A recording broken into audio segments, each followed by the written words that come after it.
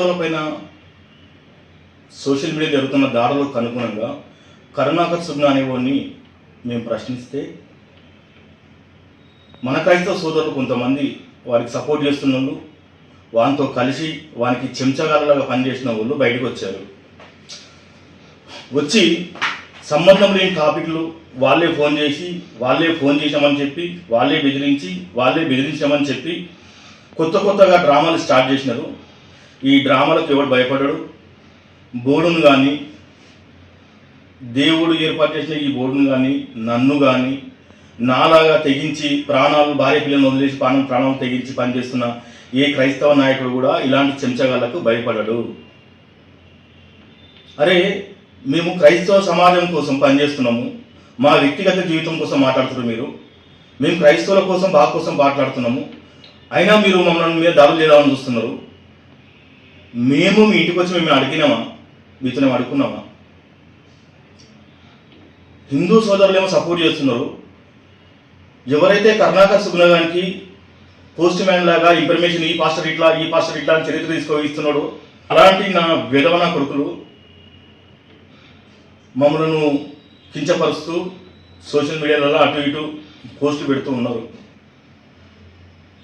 గ్రూప్లలో మెసేజ్లు పెడుతున్నారు. సరే పెట్టండి, మేము దేవునికి అప్పచెప్పినాం.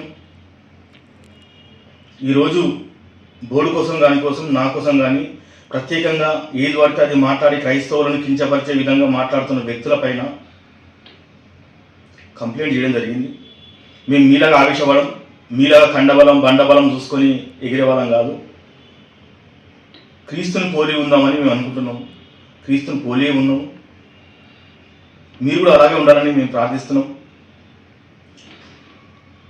ఎంతోమంది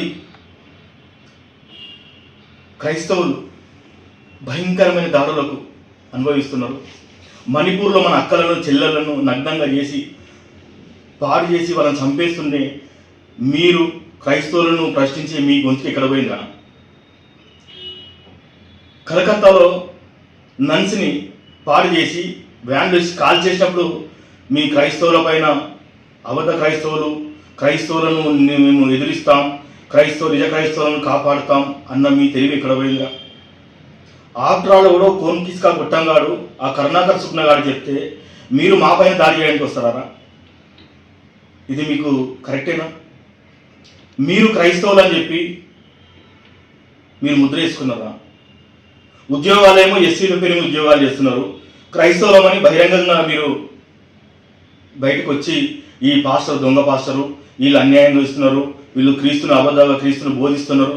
అసలు చెప్పడానికి మీరు ఎవరా? ఈ లోకంలో క్రీస్తుని నమ్మి పుట్టినవాడు ప్రతి క్రైస్తవుడు నిజమైన భారత క్రైస్తవుడు రా. మేము అనేది ఇదే. క్రైస్తవులని దాడి జరుగుతున్నప్పుడు మీరు హేళన చేస్తూ మీరు ఒక వీడియో పెడుతున్నారు. క్రైస్తవులు చంపబడుతున్నారా? మన ఆడబిడ్డలు చంపబడుతున్నారా? మన స్వరూపమైన దేవుడిని మొక్కుతున్నాం రా. మన స్వరూపమైన దేవుడు అంటే మనలో మనం దేవుడు చూసుకోవాలరా. ఒకడిపైన ఒకడు గురి చేసుకొని చదువుకోవడం, ఒకరినొకడు కించపరచుకోవడం, ఒకడిపైన ఒకటి కేసులు పెట్టడం, ఆ దుర్మార్గుడు కరుణాకర్ సుగ్నా గారు చెప్తే మీరు వచ్చి క్రైస్తవుల కోసం ఫైట్ చేస్తున్న మీద బురద చల్లుతారా? ఇది మీకు కరెక్టేనా? అరే, మేము క్షమించిన మిమ్మల్ని ఆ దేవుడు క్షమించరా? సేవకురాలు వాళ్ళు ఏదైనా బోధ చెప్తుంటే వాళ్ళ కోసం ఆడపిల్లలను చూడకుండా వాళ్ళ మీద అబద్ధ వీడియోలు పెడుతున్నారు, వాళ్ళని కించపరుస్తున్నారా? మీలాంటి వాళ్ళని వాళ్ళు చంపబడుతున్నారా? సేవకులందరూ మీలాంటి వాళ్ళని క్రైస్తవులను చంపబడుతున్నారా? ఇకనన్నా కళ్ళు తెరవంటారా? మమ్మల్ని ఏం చేస్తారా?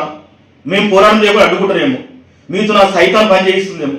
అయినా మేము దేవుతున్నాం కాబట్టి ఈ సైతాన్లు, ఈ రౌడీలు, గుండాలు, బలవంతులు, లీడర్లు, కింగ్ మేకర్లు మమ్మల్ని ఏం చేయలేరురా. ఈ సమాజంలో ఎన్ని అవమానాలు పొందామో అది మాకనే క్రీస్తు పొందినరా. ఆయన అనుభవించుడు, మీతోని మాకు పెద్ద ఏం గొప్ప కాదు. మేము కూడా అనుభవిస్తాం రా. మీరు ఏమైనా పెట్టండి, పెడతాం. కానీ క్రైస్తవుల పక్షాన మాట్లాడుతున్న ఆ దుర్మార్గులను మాత్రం వదిలిపెట్టేది లేదురా.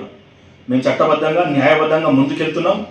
కొన్ని రోజులు మీతో తిట్లు తింటాము, కొన్ని రోజులు మీరు అబండాలు వేస్తే మీరు చేసుకుంటాము.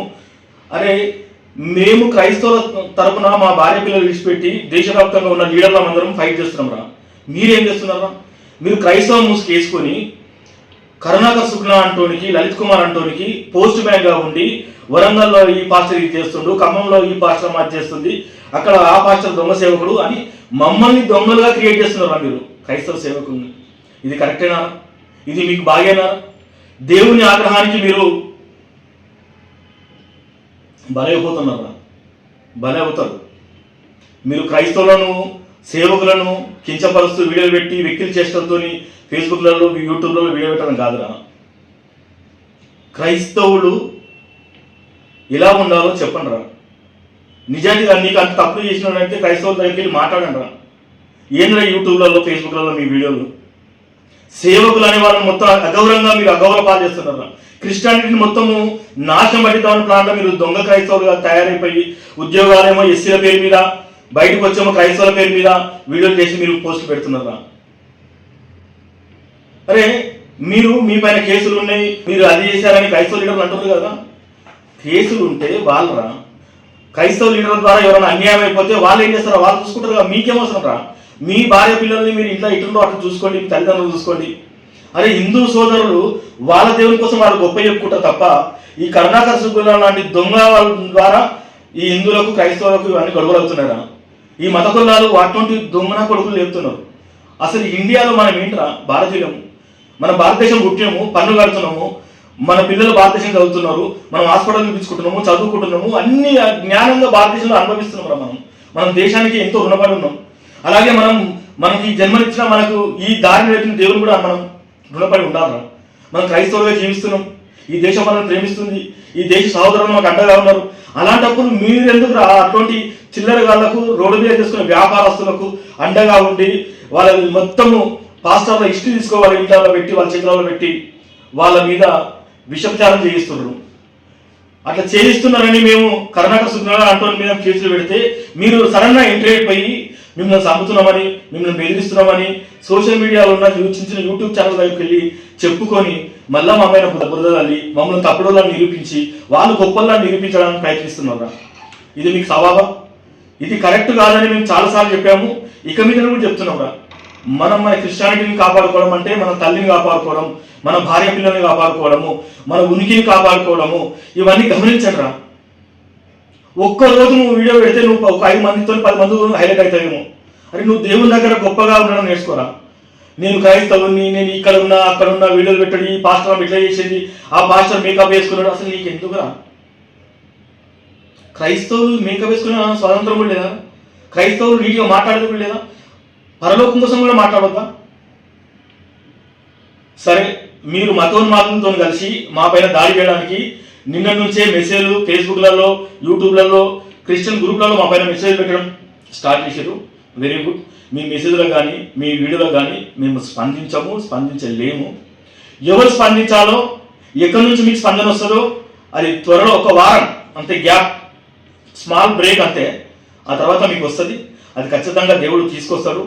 కానీ మా క్రైస్తవులను బైబిల్ను కించపరుస్తూ రోజు వీడియోలు పెడుతున్నా ఆ రాధా మనోహర్ అంటోడు క్రీస్తు 2 పెళ్లిళ్ళు చేసుకున్నాడని చెప్తున్నాడు. ఏమంటే ఎంతో ఘోరం అండి. అసలు వీడికి పెళ్లి పెట్టాల్సిన లేవు, వీడు ఒక సన్యాసి. ఎవరి పెళ్లి కోసం వీడికి ఎందుకు? ఈ సన్యాసి విధంగా చెప్తున్నా, మేము కూడా మీ పెళ్లిళ్ళ కోసం మాట్లాడితే మీకు మాకు తేడా ఉండదు. మీ దేవుడు మీకు కించపరచట్లేదు, మీరు కించపరచొద్దు. మేము అందరినీ గౌరవిస్తాం, మీరు అందరినీ గౌరవించండి. నేను మనిషిలా గౌరవిస్తాను మిమ్మల్ని, మీరు మమ్మల్ని అంటే మనిషిలా గౌరవించండి. మతాలు కులాలు పేరు చెప్పి నీతిని శాంతిని బోధిస్తున్న వారిపైన మీరు దాడులు చేస్తున్నారు, మంచిని బోధిస్తున్న వారిపైన దాడులు చేస్తున్నారు. కానీ వాళ్ళపైన మీరు దాడులు చేస్తేనే బతుకుతారు. అందుకే మీకు ఫుడ్ వస్తుంది. మీ యూట్యూబ్ ఛానల్ చూస్తేనే మీ భార్య పిల్లలు బతుకుతున్నారు, బాగా ఫ్లైట్లలో తిరుగుతున్నారు. మీ భార్య పిల్లలు, మీ కుటుంబం మొత్తం మా క్రైస్తవుల మాట ఎత్తంది, సేవకుల పైన దుమ్ము పోయేది, మీకు బతికే లేదురా. మీరు ఛాయ్ తాగాలన్నా, వాటర్ బాటిల్ కొనుక్కొని తాగాలన్నా క్రైస్తవుల పేరు చెప్పి చేసుకున్న యూట్యూబ్ ఛానల్ ద్వారా వచ్చే డబ్బులతో తాగుతున్నారు. మర్చిపోకండి రా. అసలు మన క్రైస్తవ సోదరులు ఇలాంటి వేస్ట్ ఫెలోస్ దగ్గరికి వెళ్ళి డెబిట్లో కూర్చొని మనం గొప్ప అని చెప్పుకోవాల్సిన అవసరం లేదండి. ఈ రాధా మనోహర్ గారు, లలిత్ కుమార్ అంటోడు, వీళ్ళందరూ పందులు లాంటి వాళ్ళు అండి. వాళ్ళ దగ్గర మీ సేవకులు ముత్యాలు లాంటి మాటలు వాళ్ళ మీద పడేస్తున్నారండి. ఇది కరెక్టా? మీ మాటలు ముత్యాలండి, దేవుడు చెప్పారు. సేవకుల మాటలు ముత్యాలు ఆ పందులను కూడా పోయకండి. మీరందరినీ డెబిట్లోకి వెళ్ళి మీరందరూ అందరూ కూర్చొని వాళ్ళకి మనం సమాధానం చెప్పడం వల్ల వాళ్ళ ముందర మనం చురుకన అయిపోయింది. ఏమండి, భారతదేశంలో 140 కోట్లలో ఈ కోంకిస్కా గొట్టంగాలు ముగ్గురే ఉన్నారండి. ఈ ముగ్గురు చెప్తేనే అందరూ నమ్మేస్తారు. ఆ ఇండియా మొత్తం, భారతదేశం మొత్తం ఐక్యంగా ఉంది. దేశంలో మనము ప్రతిసారి ప్రతిరోజు మన పిల్లలు స్కూళ్ళలో జనగణమన పాడుతున్నారు. మనము చిన్నప్పటి నుంచి జనగణమన పాడి పెరిగినాము. అలాంటి మనల్ని దేశం నుంచి వెళ్ళగొట్టాలని ఒకడు అంటాడు, వీళ్ళ దేవుడు 2 పెళ్లి చేసుకుంటారని ఒకడు అంటారు, వీడు ఒకడు ఉత్సవం ఈ బైబిల్ మీద అంటాడు. అసలు ఏంటండి ఇంత చండాలమైన మాటలు మీరు ఎలా భరిస్తున్నారు? ఇలాంటి మాటల్ని మాలాంటి వాళ్ళు ఖండిస్తే మా పైన ప్రచారం చేసుకుంటూ పాత కేసులు తీసి కొత్త కేసులు పెట్టి ఇంకా రకరకాలుగా ఇలాంటి బ్లాక్మెయిలింగ్ రాజకీయాలు ఎంతో మందిని బ్లాక్మెయిల్ చేశారు. మా తన మొత్తం సపోర్ట్ ఉంది, మా తన రిపోర్ట్ ఉంది, అది త్వరలో బయట పెడతాము. అవి ఇక్కడ కాదు, న్యాయబద్ధంగా చట్టబద్ధంగా ఇంటలెక్చువల్ దా మేము కోర్టుకు వెళ్తున్నాం. అది ప్రశాంతంగా ఇన్ని రోజులు ఎవరు చేయలేదు. అది చేస్తే ఎలా ఉంటుందో ఇలా రుచి చూపిస్తాం. త్వరలో మేము ప్రొసీడ్ అయ్యే పొజిషన్లు మీ అందరూ చూస్తుంటారు. మాట్లాడే మనిషి వారి మనస్సాక్షిని చంపేయాలని మార్పింగ్ కొట్టాలని ఒకడు అంటాడు, ఫేక్ కావాలని ఒకడు అంటాడు, కేసులు ఉన్నాయి ఒకడు అంటాడు. అరే కేసులు ఉంటే ఏమిరా, నీకేమిరా? కేసులు ఉంటే నువ్వేం పెట్టించినావా? నీకేం అన్యాయం జరిగిందా? సరే, అన్యాయం జరిగిన నీ ఎమ్మడి నీ తాతనా, నీ భావన చెప్పు, అలానే చెప్పు.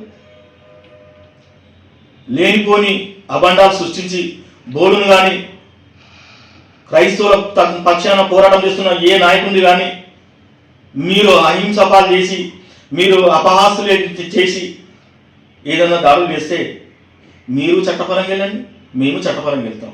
మీరు న్యాయపరంగా వెళ్ళండి, మేము న్యాయపరంగా వెళ్తాం.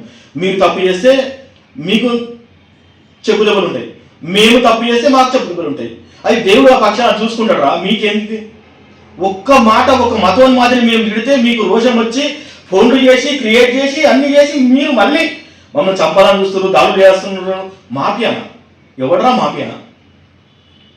మాఫియా ఎవడో, అసలు ఏం చేస్తున్నారో, ఎక్కడి నుంచి మీకు చురుకులు పడాలో అక్కడి నుంచి స్టార్ట్ అవుతాయి. తొందర ఏం లేదు. సరే, ఒకవేళ మీరు మా మీద దాడి చేయాలనుకొని కొంతమంది క్రియేట్ చేసుకొని వచ్చి మా మీద దాడి చేయాలనుకుని చేయండి, చూద్దాం.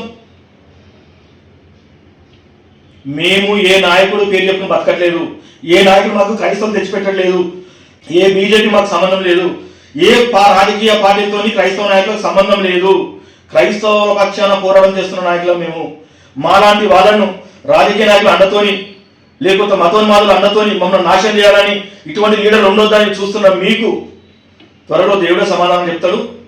నెక్స్ట్ రేపటి నుంచి ఆంధ్రప్రదేశ్ తెలంగాణలో ఉన్న దళిత క్రైస్తవ లీడర్లందరినీ కలిసి అందరి స్టాండ్ తీసుకొని కోర్టు 7 రోజులు హాలిడే ఉంది. 8వ రోజు మీ కరుణాకర్ సుగ్న, రాధా మనోహర్ అంటోడు, ఈ లలిత్ కుమార్ అంటోడు హైదరాబాద్ తెలంగాణ ఆంధ్రప్రదేశ్ రాష్ట్రంలో ఎలా తిరుగుతుందో మేము చూడబోతున్నాము.